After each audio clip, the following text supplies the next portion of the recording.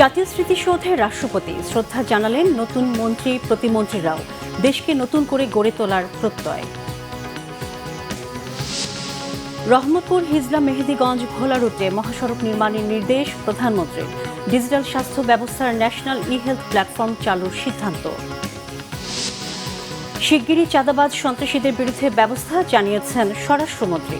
দেখতে গেলেন সন্ত্রাসী হামলায় আহত ডাক্তার আসাদকে। এবং রংপুরে বাসা থেকে জেলা স্কুলের সাবেক শিক্ষক, তার স্ত্রী ও 2 ছেলেমেয়ের মরদেহ উদ্ধার। 2-3 দিন আগে হত্যার ঘটনা ঘটেছে ধারণা পুলিশের। দেখছিলেন সংবাদ শিরোনাম, এবারে বিস্তারিত। দায়িত্ব নেওয়ার প্রথম দিনেই মহান মুক্তিযুদ্ধের বীর শহীদদের প্রতি শ্রদ্ধা জানিয়েছেন রাষ্ট্রপতি মির্জা ফখরুল ইসলাম আলমগীর। শনিবার সকালে সাভার জাতীয় স্মৃতিসৌধে শ্রদ্ধা নিবেদন করেন নতুন রাষ্ট্রপতি। আরও জানাচ্ছেন জাহাঙ্গীর আকন্দ। দীর্ঘ রাজনৈতিক সংগ্রাম, গণতন্ত্রের জন্য লড়াই, কারাবরণ আর নানা প্রতিকূলতা পেরিয়ে দেশের 23তম রাষ্ট্রপতি হিসেবে দায়িত্ব গ্রহণ করেন মির্জা ফখরুল ইসলাম আলমগীর। প্রথম রাষ্ট্রীয় কর্মসূচি হিসেবে সকালে সাভারের জাতীয় স্মৃতিসৌধে আসেন নতুন রাষ্ট্রপতি। সকাল 10:30টায় সাভারের জাতীয় স্মৃতিসৌধে মহান মুক্তিযুদ্ধের বীর শহীদদের প্রতি ফুলেল শ্রদ্ধা জানান রাষ্ট্রপতি মির্জা ফখরুল ইসলাম আলমগীর। পুষ্পস্তবক অর্পণ করে শহীদদের স্মৃতির প্রতি গভীর শ্রদ্ধা জানিয়ে কিছুক্ষণ নীরবে দাঁড়িয়ে থাকেন রাষ্ট্রপতি।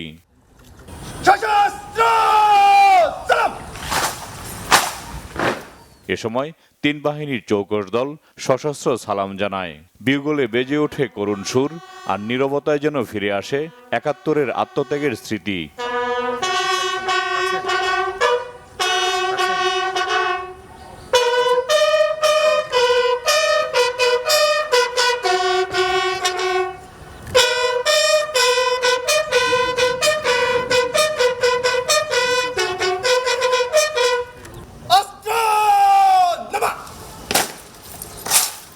অনুষ্ঠানে মুক্তিযুদ্ধ বিষয়ক প্রতিমন্ত্রী ইশরাক হোসেন ও 3 বাহিনীর প্রধান উপস্থিত ছিলেন। পরে স্মৃতিসৌধের পরিদর্শন বইয়ে স্বাক্ষর করেন রাষ্ট্রপতি। স্মৃতিসৌধের আঙিনায় একটি গাছের চারা রোপণ করেন রাষ্ট্রপতি মির্জা ফখরুল ইসলাম আলমগীর। দেশের 23তম রাষ্ট্রপতি হিসেবে দায়িত্ব গ্রহণের প্রথম দিন মহান মুক্তিযুদ্ধে বীর শহীদদের প্রতি শ্রদ্ধা জানান মির্জা ফখরুল ইসলাম আলমগীর। বিএনপির দুর্দিনে তিনি যেভাবে দলকে মহাপ্রাচীরের মতো আগলে রেখেছিলেন, আগামী দিনেও দেশের স্বাধীনতা সার্বভৌমত্ব রক্ষায় অত্যন্ত প্রহরীর ভূমিকায় থাকবেন, এমনটাই প্রত্যাশা সাধারণ মানুষের। জাহাঙ্গীর আকন্দ, বাংলা ভিশন, সাভার জাতীয় স্মৃতিসৌধ, ঢাকা। স্থানীয় সরকার মন্ত্রী এবং বিএনপির স্থায়ী কমিটির সদস্য ডক্টর আব্দুল মঈন খান বলেছেন, বিএনপির গণতন্ত্রের পূজারী দেশের জনগণের পাশে থেকে তাদের কল্যাণে কাজ করবেন। এদিকে বেসামরিক বিমান পরিবহন মন্ত্রী রাশিদুজ্জামান মিল্লাত বলেছেন, একটু সময় লাগছে, আগামী 1-1.5 বছরের মধ্যে বাংলাদেশের নতুন চেহারা দেখা যাবে। আর পররাষ্ট্র প্রতিমন্ত্রী হুমায়ুন কবির বলেছেন, কোনো শর্ত দিয়ে নয়, প্রধানমন্ত্রীর ভারত সফরের বিষয়ে প্রাধান্য পাবে জাতীয় স্বার্থ। আহমেদ সারওয়ারের রিপোর্ট। নতুন মন্ত্রী হিসেবে শপথ নিয়ে স্থানীয় সরকার মন্ত্রী ডক্টর মঈন খান, বিমান ও পর্যটন মন্ত্রী এম রাশিদুজ্জামান মিল্লাত এবং ধর্ম প্রতিমন্ত্রী শামীম কায়সার লিংকন ও পররাষ্ট্র প্রতিমন্ত্রী হুমায়ুন কবির নেতাকর্মীদের নিয়ে বিএনপির প্রতিষ্ঠাতা শহীদ রাষ্ট্রপতি জিয়াউর রহমানের মাজারে যান শ্রদ্ধা জানাতে। সেখানে তারা জিয়াউর রহমান এবং বিএনপি চেয়ারপারসন বেগম খালেদা জিয়ার সমাধিতে শ্রদ্ধা জানান। পরে সাংবাদিকদের সাথে কথা বলেন নতুন দায়িত্ব পাওয়া মন্ত্রীরা। এ সময় ডক্টর মঈন খান বলেন, যারা গণতন্ত্রে বিশ্বাস করে তাদের নিয়ে দীর্ঘ 17 বছর স্বৈরাচারের বিরুদ্ধে রাজপথে আন্দোলন করেছে বিএনপি। ফেব্রুয়ারি নির্বাচনে তারা নিজের খুশি মতো ভোট দিয়েছে, তারা যাকে চেয়েছে তাকে ভোট দিয়েছে এবং এটার নামই হচ্ছে গণতন্ত্র। মানুষের ইচ্ছায় মানুষ যাকে চায় তাদের মানুষের প্রতিনিধি যাদেরকে তারা নির্বাচন করে তাদেরকে নিয়ে সরকার গঠিত হয়। আমরা গণতন্ত্রের পূজারী, আমরা জনগণের সঙ্গে থেকে জনগণের কল্যাণে কাজ করি, ক্ষমতার জন্য বিএনপি রাজনীতি করে। সাংবাদিকদের সাথে আলাপকালে রাশিদুজ্জামান মিল্লাত এবং শামীম কায়সার লিংকন জানান, প্রধানমন্ত্রী চান বাংলাদেশ যেন আগের অবস্থায় ফিরে না যায়। একটু সময় আমাদের লাগছে, কারণ এই দেশটি ভঙ্গুর অবস্থায় ছিল।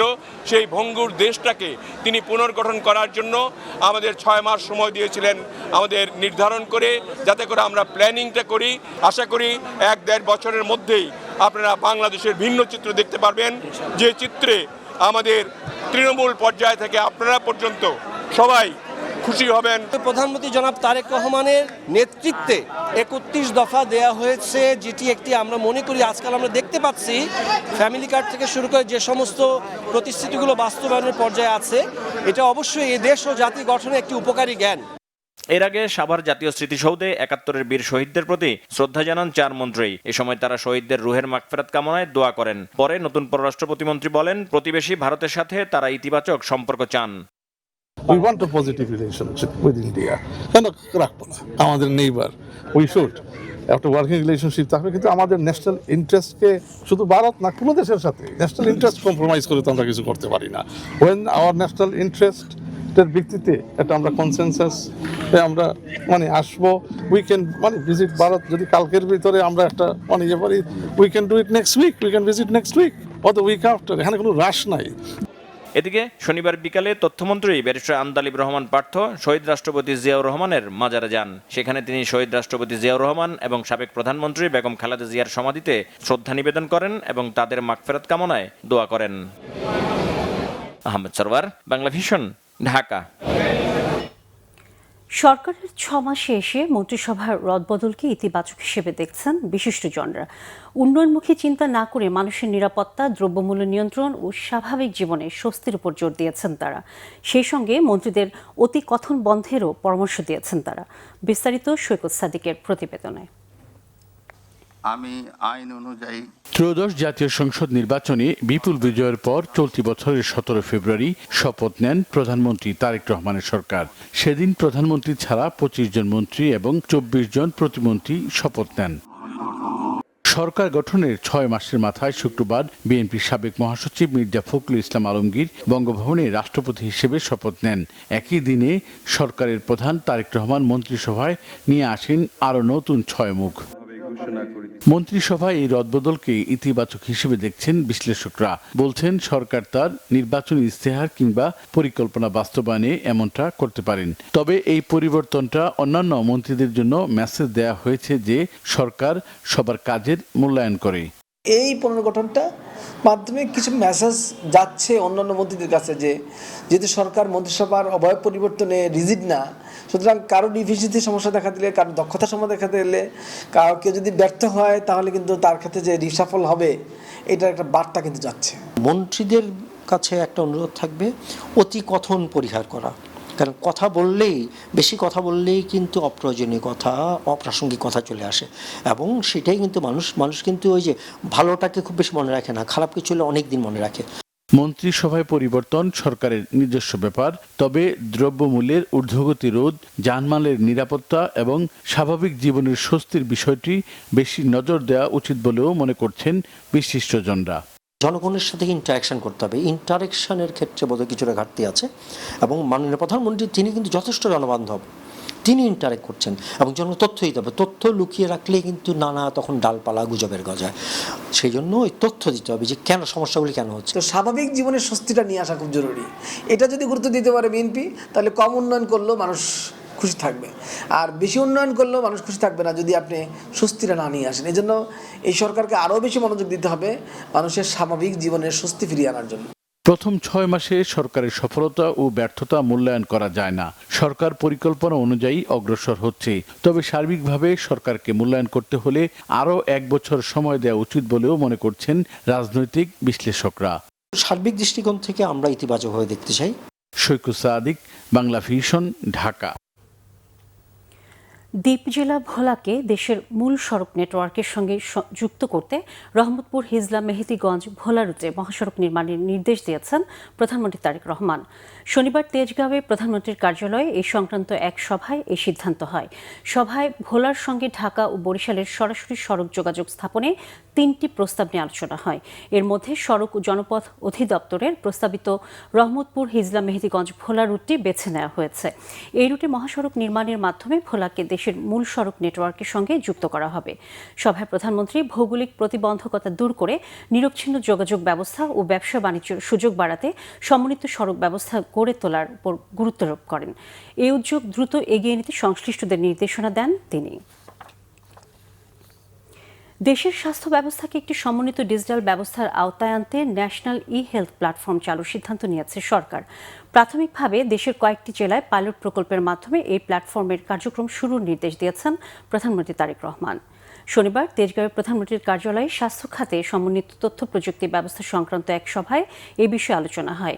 সভায় ন্যাশনাল ই-হেলথ প্ল্যাটফর্মের সম্ভাব্য কাঠামো, পরিচালনা পদ্ধতি এবং স্বাস্থ্যসেবায় এর ব্যবহার নিয়ে আলোচনা করা হয়। প্রাথমিকভাবে কয়েকটি জেলায় পাইলট প্রকল্প বাস্তবায়নের মাধ্যমে প্ল্যাটফর্মটির কার্যকারিতা, সম্ভাব্য সমস্যা, ব্যয় ও বাস্তবায়ন যোগ্যতা যাচাই করা হবে। পাইলট প্রকল্পের অভিজ্ঞতা ও ফলাফল পর্যালোচনার পর পর্যায়ক্রমে এর পরিধি বাড়ানোর পরিকল্পনা রয়েছে। চোখে ছানি পড়া রোগীদের জন্য বিনামূল্যে অপারেশন ক্যাম্পের উদ্বোধন করলেন প্রধানমন্ত্রীর সহধর্মিণী ও জিয়া রহমান ফাউন্ডেশনের vice chairman doctor Zubaida Rahman. শনিবার রাজধানীর ভাষান্তিক সরকারি মাধ্যমিক বিদ্যালয় মাঠে এই কর্মসূচির উদ্বোধন করা হয়। এতে অপারেশনের পাশাপাশি প্রয়োজনীয় ঔষধ ও চশমা বিনামূল্যে বিতরণ করেন তিনি। রাজধানী মোহাম্মদপুরের রায়ের বাজারের একটি বেসরকারি হাসপাতালের অর্থায়নে এই চিকিৎসা ক্যাম্পের আয়োজন করে জিয়া রহমান ফাউন্ডেশন। আয়োজকরা জানান, এতে ৩ শতাধিক রোগীকে বিনামূল্যে চিকিৎসা ও ওষুধ সেবা দেওয়া হয়।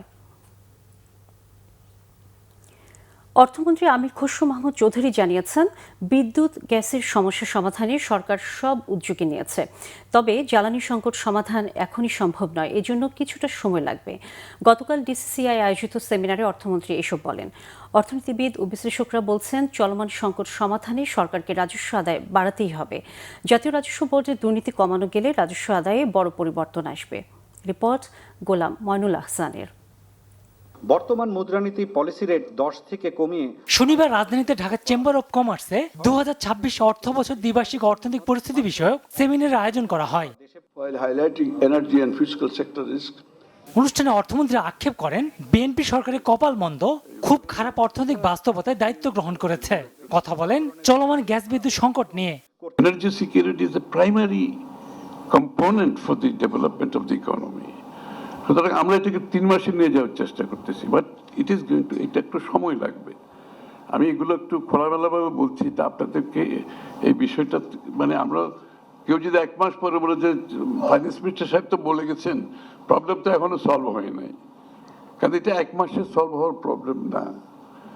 এটা যেটা আমরা ইনহেরিট করেছি, এটা একটা যে অবস্থা থেকে সেখান থেকে সলভ করতে গেলে সব কিছুর একটা টাইম আছে। অর্থমন্ত্রী জানান, বিগত আওয়ামী লীগ আমলে করা বিপুল দেনা পরিশোধ করতে বেগ পেতে হচ্ছে সরকারকে।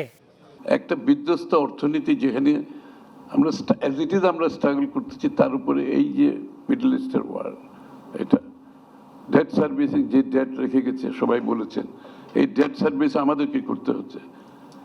আমাদের বিদ্যুতের বিলগুলো সব বাকি রেখে গেছে, বিদ্যুতের বিল আমাদেরকে পে করতে হচ্ছে। তো ফিসক্যাল স্পেস আছে কোথায়? একদম মিনিমামে চলে আসছে। অনুষ্ঠানে বক্তারা বলেন, ব্যাংকিং খাতকে ঠিক করা সরকারের সামনে বড় চ্যালেঞ্জ। রাজস্ব আদায় প্রক্রিয়ায় দুর্নীতি রোধে পদক্ষেপের উপরও জোর দেন তারা।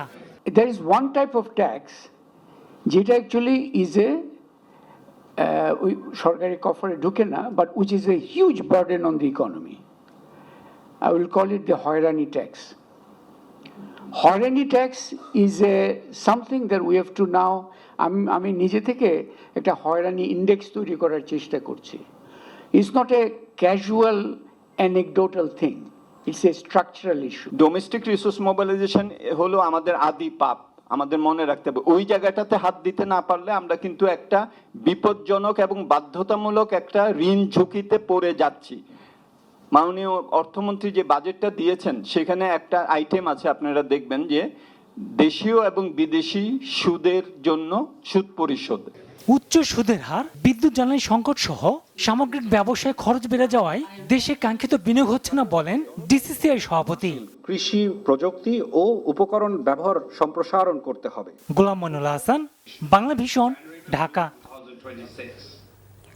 জ্বালানি চ্যালেঞ্জ মোকাবিলায় সৌর বিদ্যুৎ অনেক সাশ্রয়ী, তাই সরকার সৌর বিদ্যুতের প্রকল্পগুলোকে উৎসাহিত করছে, জানিয়েছেন বাণিজ্যমন্ত্রী খন্দকার আব্দুল মুক্তাদির।